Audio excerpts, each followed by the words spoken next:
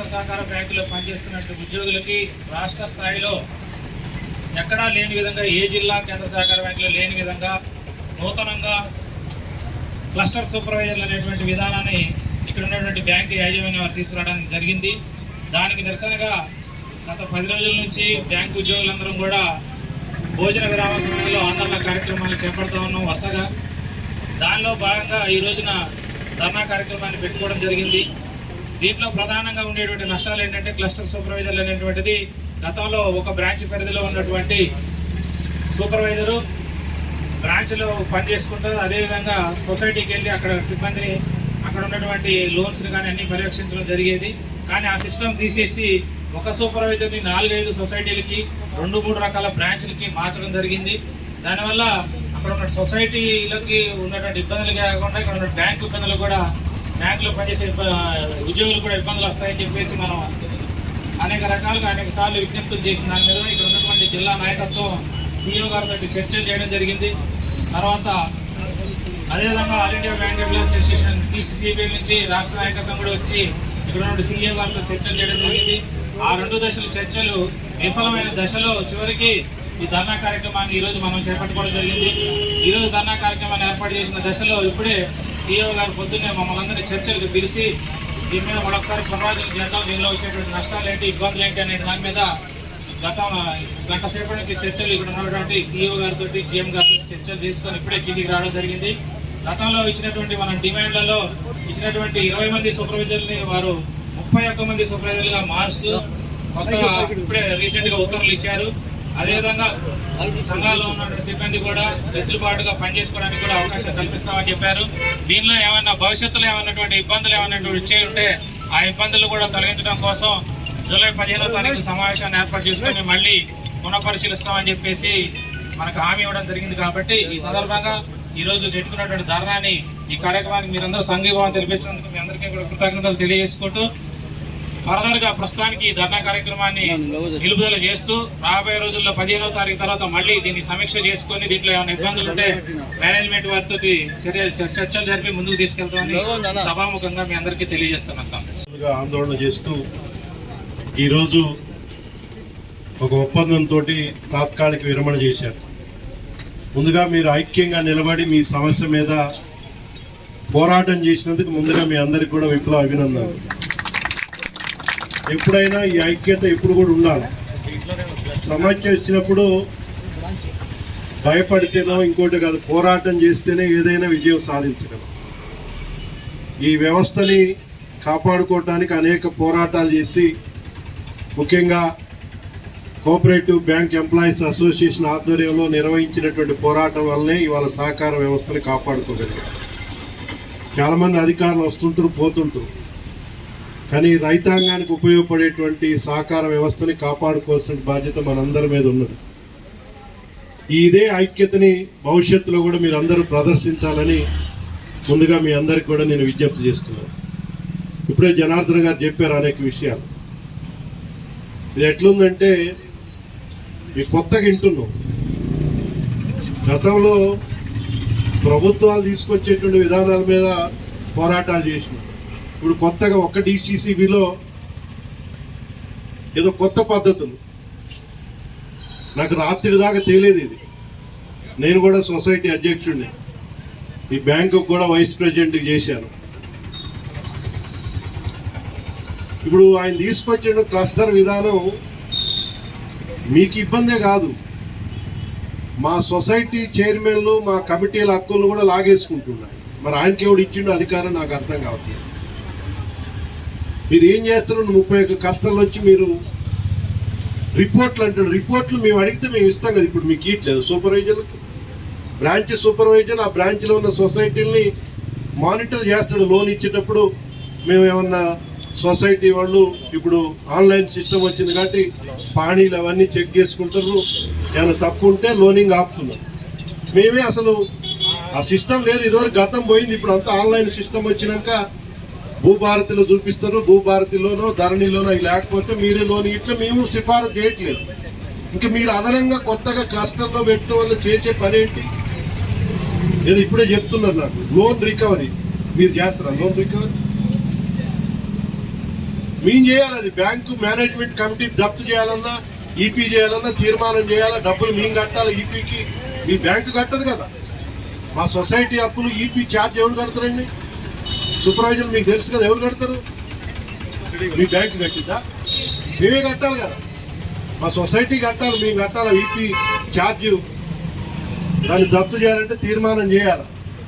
మేమే చేయలేకపోతే మీరు వస్తే రైతులు ఊరుకుంటారు. ఇప్పుడున్న పరిస్థితుల్లో మాతో చేపించాలి, చేపించాలని బ్యాంక్ సిఇఓ గారికి మరి ఎందుకు లేదో. ఇప్పుడు నాబార్డు నుంచి టెస్కాబ్ నుంచి డిసిసిబి. నాబార్డు టెస్కాబ్ మీద పెత్తనం చేస్తే టెస్కాబ్ ఊరుకుంటుందా? లేకపోతే టెస్కాబ్ డిసిసిబి మేము పెత్తనం చేస్తే ఇళ్ళు ఊరుకుంటారా? మీరు మా మీద చేస్తే మేము ఊరుకుంటాం. ఇవన్నీ పనికిరాని పథకాలు, ఏదో అతి తెలివితో చేసేటువంటి కొద్దిమంది చేసేటువంటి వ్యవహారాలు. నేను ఇప్పుడు మా వేణు ఉన్నాడు సూపర్వైజర్, ఇప్పుడు నా క్లస్టర్లో ఉన్నాడు. నేను రేపటి నుంచి ఆ వేణుని నా సొసైటీ ఆఫీస్కి కూడా రాని. నేను ఇప్పుడు మీ సిఇఓ గారికి చెప్తాను. ఆయన ఎట్టొస్తాడు నా దగ్గరికి వచ్చి నేను చేయాలి, నాకు చెప్తే నేను చేస్తాం. అసలు మాకేమైనా చెప్పిండా? సొసైటీలు జనరల్ బాడీ పెట్టి ఇగో ఈ క్లస్టర్స్ ఇదాని మీ దగ్గరికి వస్తారు, మీరు కోఆపరేట్ చేయండి అని మాకు చెప్పాలి కదా. ఏమీ చెప్పకుండా కొత్తవి తీసుకొచ్చి అటు బ్యాంకులు కొలాప్స్ అయితే ఇటు సొసైటీలు మీరేదో కొత్త సిస్టమ్ ఇది మీకు మా గొడవ. ఒక అనుసంధానంగా నడవాలి. ఇవన్నీ మీరేమో డబ్బులు మా గుట్టికి ఇస్తారా? డబ్బులు వడ్డీ కడుతున్నాం కదా. డిసిసిబి మాకు డబ్బులు ఇస్తే మీకు వడ్డీ కట్టకపోతే ఊరుకుంటారా? మీరు ఊరుకోరు కదా. మాది బాధ్యత అది. మాకు రెస్పాన్స్. రైతుకి ఇచ్చేది మేము. గేదెల లోన్లు ఇవ్వాలంటే ఇప్పుడు కొత్త గేదెల లోన్లు ఇచ్చిన లోన్లే తగలబడి వసూలు కాక వస్తున్నాం. ఎన్పిఏలకు పోయి అప్పుడు ఇవ్వద్దంటేనే ఇచ్చారు, అయ్యా వసూలు కావట్లేదు. ఏదో సబ్సిడీ వస్తారు, ఆ సబ్సిడీ రాక సగం మంది కట్టలేదు. ప్రభుత్వాలు ఏదో మాఫీ చేస్తేనే సగం మంది కట్టలేదు. ఆ మాఫీలు లేవు, ఈ మాఫీలు లేవు. ఇప్పుడు ఈ కొత్త సిస్టమ్ ఇది సహకారం అయితే అటానమస్ బాడీ కోఆపరేటివ్ సిస్టంలో పిఏసిఎస్ అటానమస్ బాడీ. అది రాజ్యాంగం ప్రకారం వచ్చినటువంటి అవి హక్కులవి. నువ్వెవరో కొత్త సిఇఓ వచ్చి ఇంకొక ఆయన వచ్చి ఎవరు గుంజుకుంటే పోయేవి కావు. ఈ సిస్టమ్ తెలవక అతి తెలివితోటి బాగు చేయాలంటే చాలా ఉన్నాయండి. అవి చేయండి. ఫస్ట్ వ్యవస్థను బాగు చేయాలంటే అవన్నీ ఉన్నాయి. అందుకని సిఇఓ గారు కూడా ఆలోచించాలి. ఇటువంటి రైట్ నువ్వు ఏదైనా ప్రయోగం చేయదలుచుకుంటే ఎంప్లాయీస్ తోటి చర్చించాలి. యూనియన్ ఉంది, కోఆపరేటివ్ సెంట్రల్ బ్యాంక్ అసోసియేషన్ అంటే ఇది చాలా బాధ్యతాయుతమైనటువంటి సంఘం. ఇది మిగిలిన సంఘాల లెక్క బాధ్యతలు ఏబిఏకి అనుబంధంగా వీళ్ళందరూ వచ్చారంటే కమర్షియల్ బ్యాంక్స్ వాళ్ళు కూడా వచ్చారు. ఇది ఏబిఏకి అనుబంధంగా పనిచేస్తున్న సంస్థ, చాలా బాధ్యతతో కూడినటువంటి సంస్థ. అది ముందు మీరు వాళ్ళతో చర్చించాలి, కోఆపరేటివ్ సంఘాలతో చర్చించాలి. చర్చించి ఒక నిర్ణయం తీసుకుంటే అందరూ కలిసి ఐక్యంగా తీసుకుంటే అది ముందుకు పోతే ఏదైనా. కానీ సొంతంగా నిర్ణయాలు తీసుకొని దాన్ని ఎవరి మీద రుద్దాలనుకుంటే అది సాధ్యం కాదు. దయచేసి అటువంటి ప్రయత్నాలు చేయబాకండి. దీన్ని సంఘాలని బలోపేతం చేయాలనేటువంటి కొత్త లక్ష్యం నీకు ఒక్కడికుంటే కదా. దాంట్లో చాలా ఉన్నాయి సంఘాలు. 2 టైర్ సిస్టమ్ కావాలంటున్నా, అసలు అది పెట్టండి. దానికోసం ఫైట్ చేయి, నువ్వు కూడా అందరం చేద్దాం. అందుకని ఇటువంటి పద్ధతుల్లో ఉద్యోగస్తులు ఇబ్బంది పెట్టడం, అటు సొసైటీల హక్కులు కాలు రాసేటువంటి పద్ధతులు వ్యవహరిస్తే ఎవరు కూడా క్షమించరు. సిఇఓ గారు ఆలోచన చేయండి, ఇది పద్ధతి సరైంది కాదు. సరే ఇప్పుడు 31 క్లస్టర్స్కి ఒప్పుకున్నారు సార్. మీరు తాత్కాలికంగా దీని ప్రయోగం ఏమి ఉండదండి. ఏముంటుంది కొత్తగా ఏమైనా ఉందా ఇందులో? నాకేం అర్థం కావట్లేదు సార్. ఏదో చేయాలి కాబట్టి జనార్దన్ గారి అనుభవం ఉంది, ఏమైనా కొత్తగా ఉందా అండి ఇందులో? అంత మునుపు మా దగ్గర 3 సొసైటీలు కూసుమంచి బ్రాంచ్ ఉంటుంది. ఆ 3 సొసైటీలు సూపర్వైజర్ మానిటర్ చేస్తుంది కదా. ఇప్పుడు అదనంగా కొత్తగా వచ్చి ఆయన చేసేది ఏముండదు. ఆయన వస్తే సొసైటీ చైర్ వద్దని మేము చెప్తే సెక్రటరీ కూడా నీకేం కాగితాలు కూడా ఇయ్యడు, నువ్వు మమ్మల్ని చేసేది కూడా ఏం లేదు. అందుకని అటువంటి పద్ధతులు మానుకొని ఎవరి పని వాళ్ళు చేయాలి. గాడిద పని గాడిద చేయాలి, కుక్క పని కుక్క చేయాలి.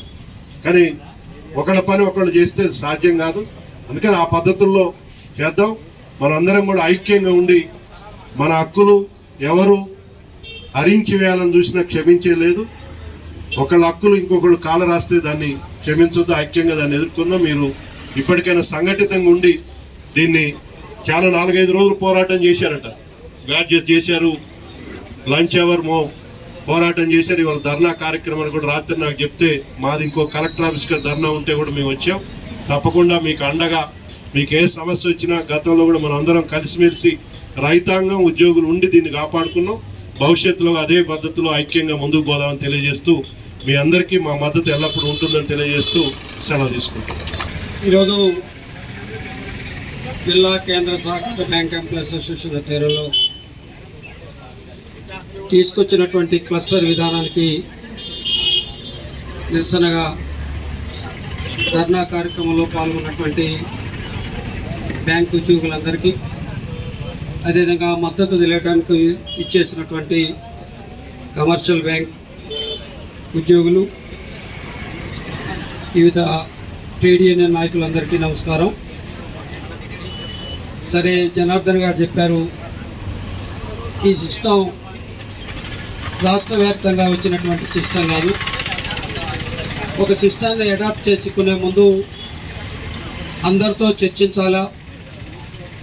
ఇవాళ ఉద్యోగులు, బ్యాంక్ ఉద్యోగులు, అదేవిధంగా ఆ పాలక వర్గాలందరితో చర్చించి దాంట్లో మంచి చెడుల్ని చర్చించుకొని ఒక సిస్టమ్ని అడాప్ట్ చేసుకుంటే మంచిగా ఉండేది. ఎక్కడా లేకుండా ఒక ఖమ్మం జిల్లాననే ఈ సిస్టాన్ని ఖమ్మం బ్యాంకులో తీసుకురావడం అనేది ఇది ఒక మంచి పరిణామం కాదు. సరే, ఏదేమైనా మీరందరూ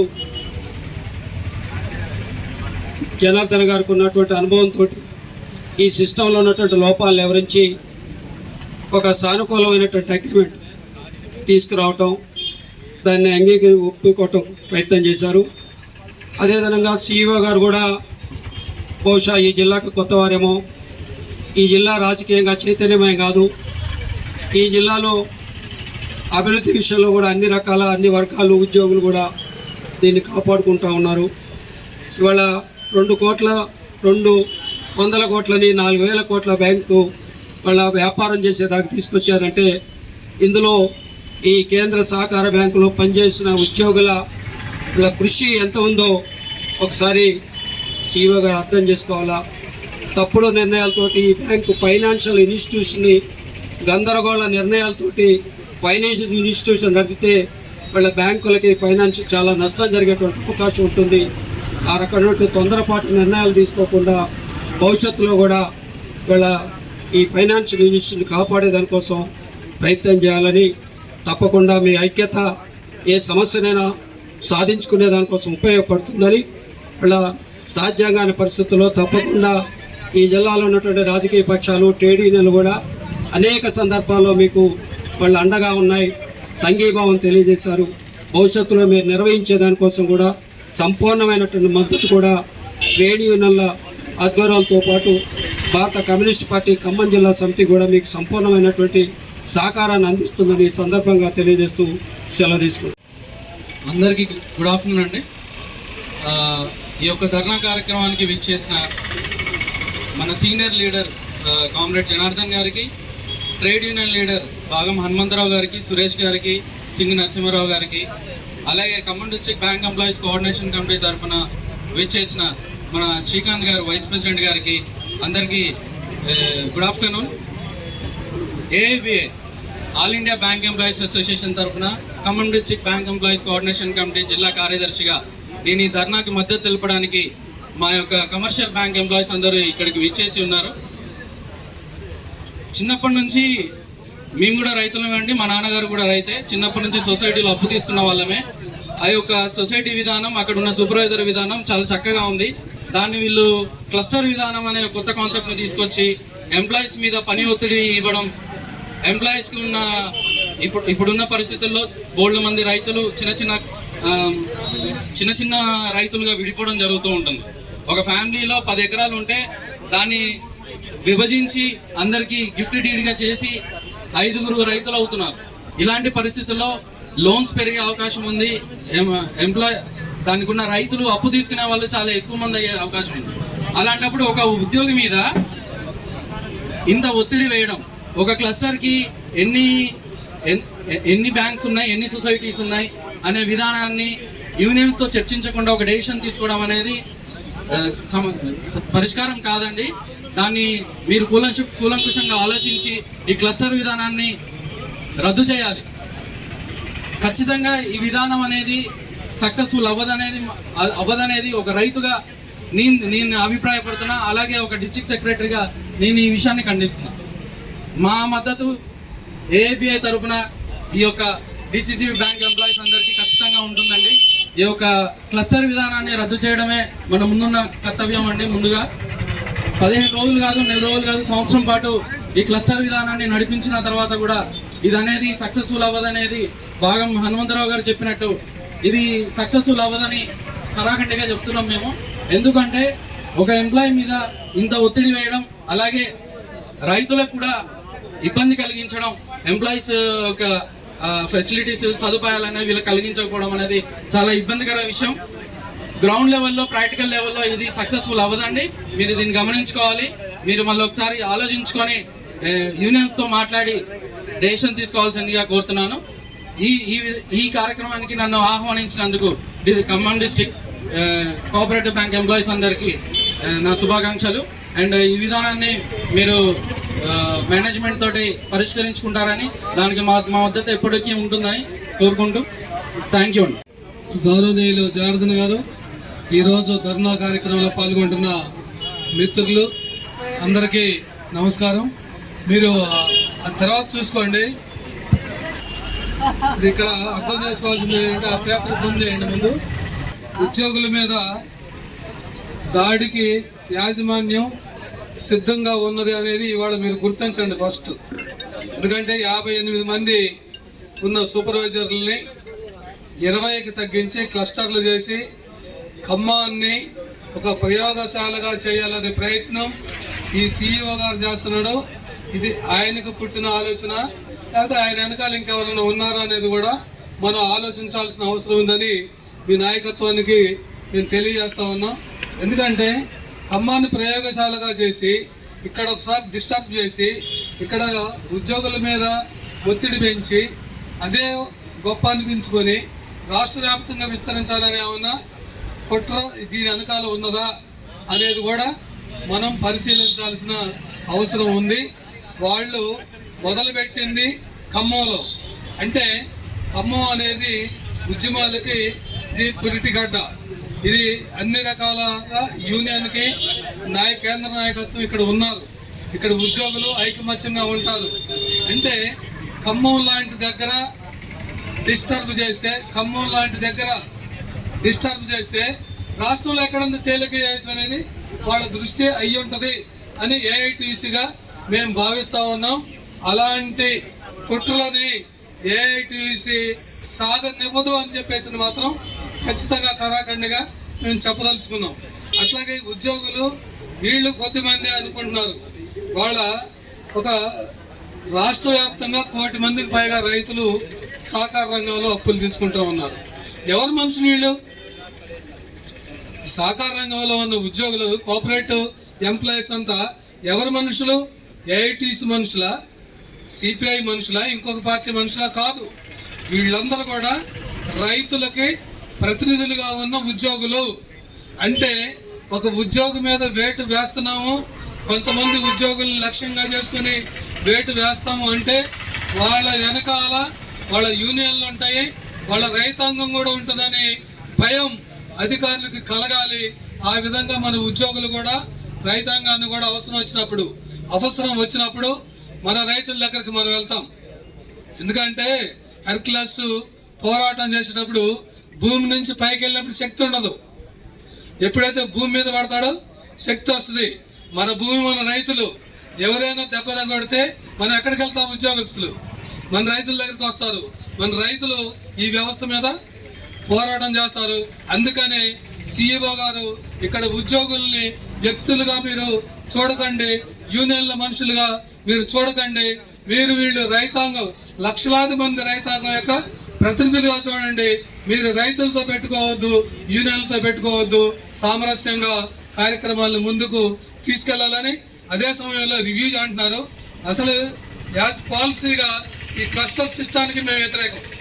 ఒకటే స్టేట్మెంట్ ఇస్తున్నాం, ఈ క్లస్టర్ విధానానికి మేము వ్యతిరేకం. మళ్ళీ తర్వాత మీరు రివ్యూ చేయాల్సి వచ్చినప్పుడు క్లస్టర్ విధానాన్ని రద్దు చేసుకుంటున్నామనే ప్రకటన సిఇఓ దగ్గర నుంచి రావాలని మేము కోరుకుంటున్నాము. దానికోసం ఉద్యోగులు పోరాడతారు, వారికి అండగా మేము ఉంటాము, మాకు అండగా రైతాంగం ఉంటుందని ఈ సందర్భంగా తెలియజేస్తూ సెలవు.